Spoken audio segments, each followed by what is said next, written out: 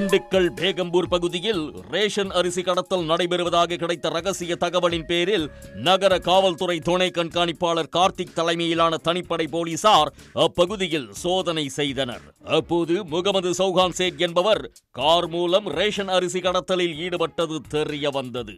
இதனையடுத்து அவரை கைது செய்த போலீசார் அவரிடமிருந்து சுமார் 1000 கிலோ ரேஷன் அரிசி மூட்டைகள், 6 சமையல் எரிவாயு சிலிண்டர்கள், கார் ஆகியவற்றை பறிமுதல் செய்தனர்.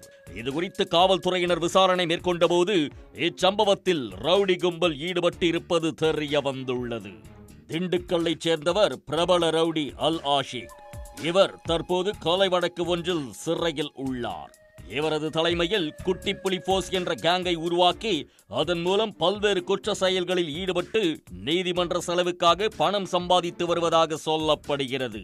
அந்த கேங்கின் சட்டவிரோத தொழில்களில் முக்கியமானதாக இருப்பது ரேஷன் அரிசி கடத்தல்.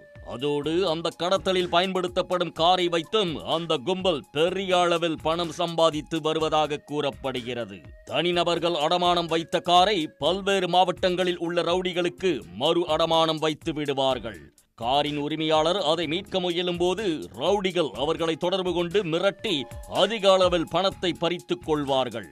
ஒருவேளை பணம் தரவில்லை என்றால் அந்த கார்களை ரேஷன் அரிசி கடத்தல் குற்றச் செயல்களுக்கு பயன்படுத்துதல் போன்ற சட்டவிரோத நடவடிக்கையில் ஈடுபடுத்தி விடுவார்கள்.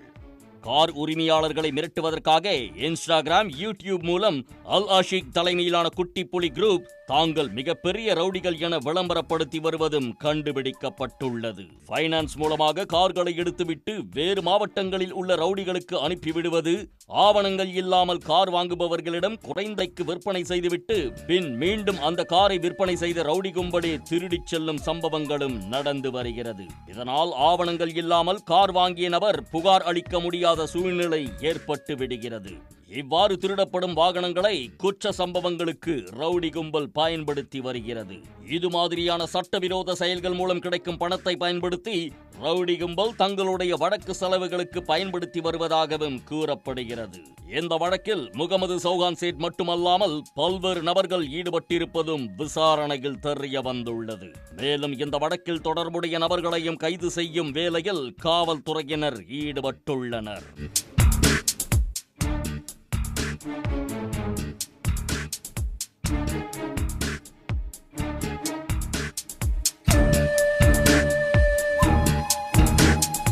உடனுக்குடன் செய்திகளை தெரிந்து கொள்ள சன் நியூஸ் பெல் ஐகானை கிளிக் பண்ணுங்க.